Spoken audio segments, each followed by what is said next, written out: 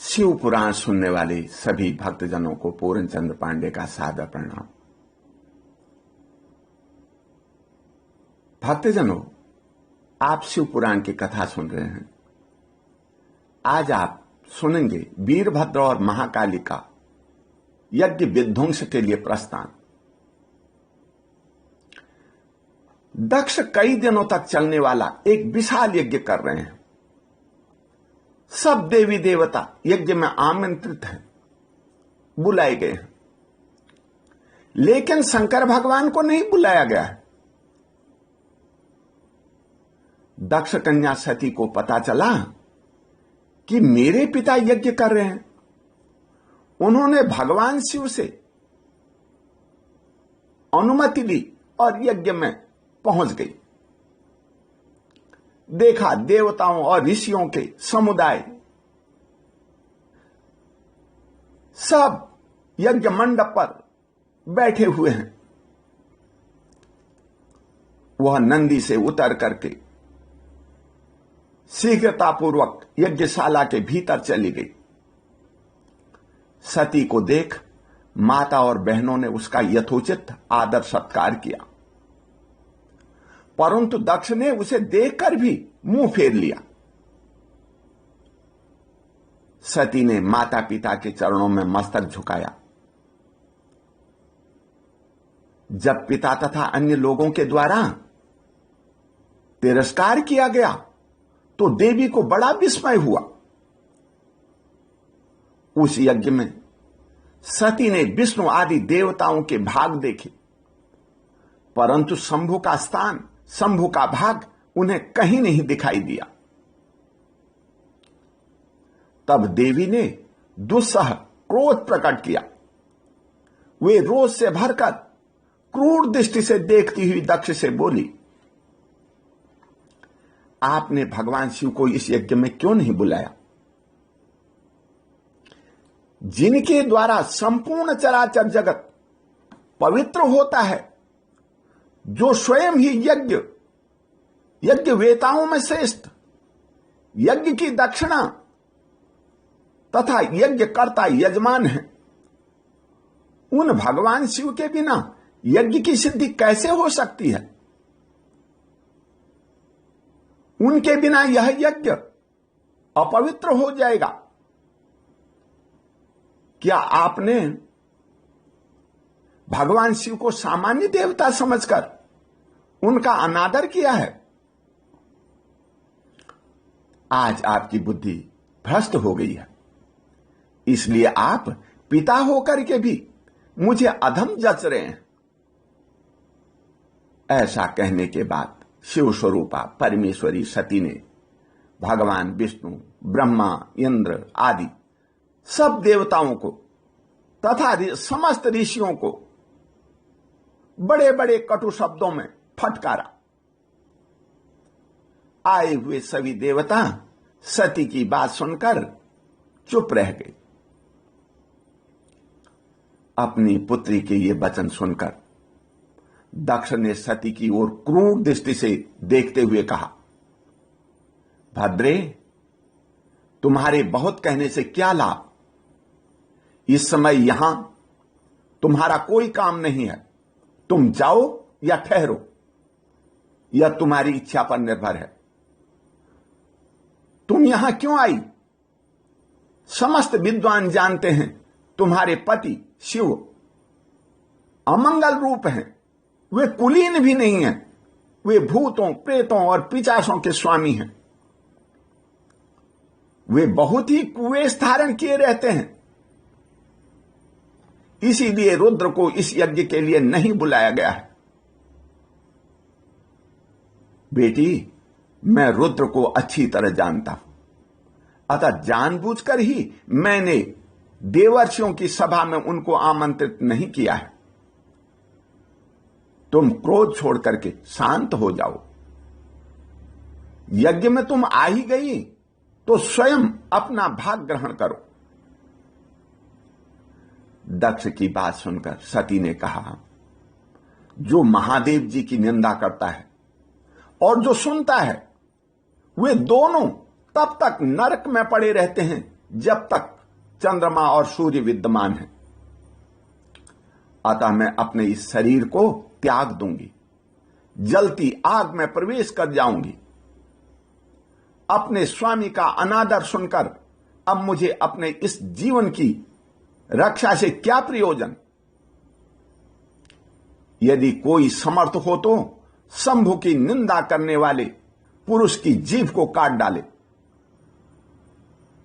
तभी वह शिव निंदा श्रवण के पाप से शुद्ध हो सकता है। यदि कुछ कर सकने में समर्थ नहीं हो तो दोनों कान बंद करके यहां से निकल जाए, अन्यथा यहां महान दुख भोग करके अंत में तुम्हें यातना भोगनी पड़ेगी। देवी सती मन ही मन शंभु का स्मरण करते हुए प्राण त्याग की इच्छा से वहीं बैठ गई। उन्होंने जल का आचमन करके वस्त्र ओढ़ लिया। पवित्र भाव से आंखें मूंद कर पति का चिंतन करती हुई वे योग मार्ग में स्थित हो गई। पति के चरणों के अतिरिक्त उन्हें और कुछ दिखाई नहीं दिया। सती का निष्पाप शरीर तत्काल यज्ञ कुंड में गिरा और योगाग्नि से जलकर उसी क्षण भस्म हो गया। जब देवताओं ने सती को भस्म होते हुए देखा तो हाहाकार मच गया। कहने लगे, शिव और सती इस यज्ञ में सम्मान पाने के अधिकारी थे। प्रजापति दक्ष ब्राह्मण द्रोही है। उसकी अपनी ही पुत्री जब प्राण त्यागने को तैयार हो गई तब उसे रोकना चाहिए था। इस नरगामी दक्ष ने उसे रोका तक नहीं। यह शंकर द्रोही बड़ा अधम है, यह दुष्ट अपराधी है, इसे दंड मिलना चाहिए। शिव जी के पार्षद सती का यह अद्भुत प्राण त्याग देख क्रोधित हो गए। तुरंत अस्त्र शस्त्र लेकर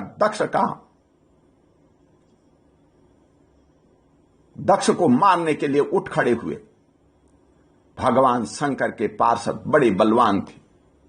रोष से भर करके दक्ष को धिक्कारने लगे। चारों तरफ हाहाकार मच गया।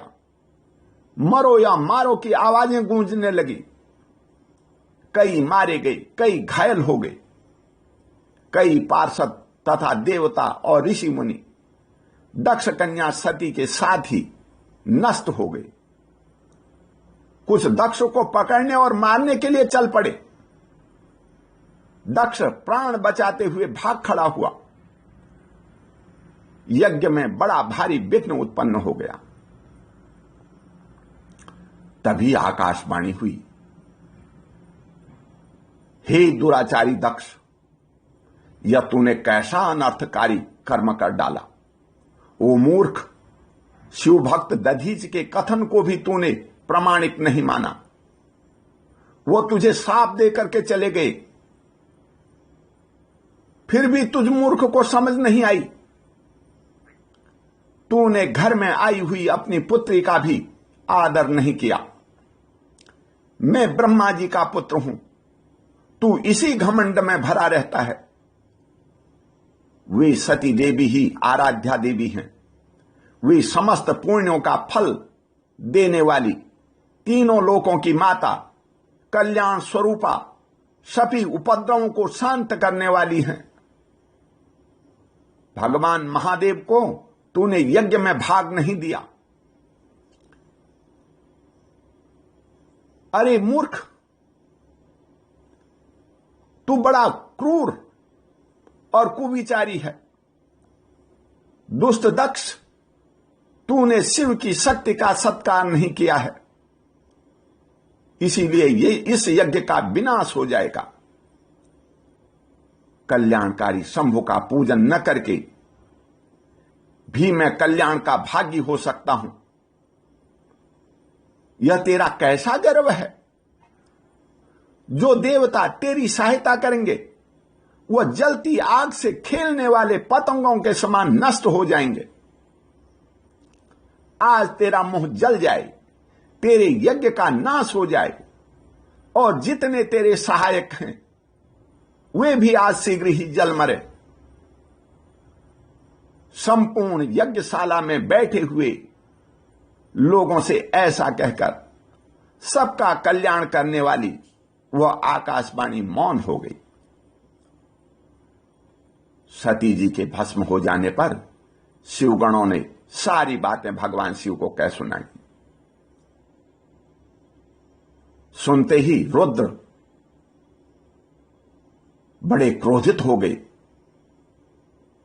उन्होंने अपने सिर से एक जटा उखाड़ी और उसे उस पर्वत पर दे पटक मारा।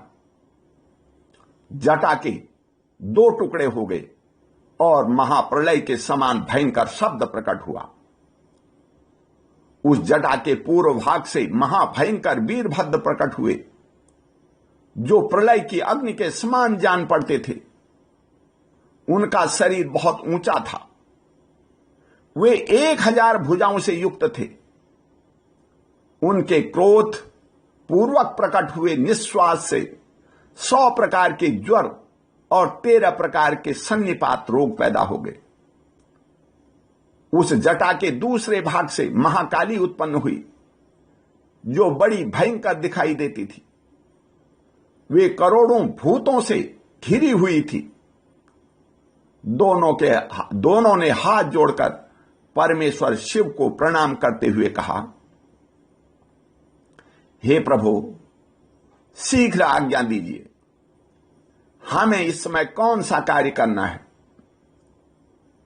मैं एक ही क्षण में ब्रह्मांड को भस्म कर डालूं या समस्त देवताओं और मुनियों को जलाकर राख कर दूं?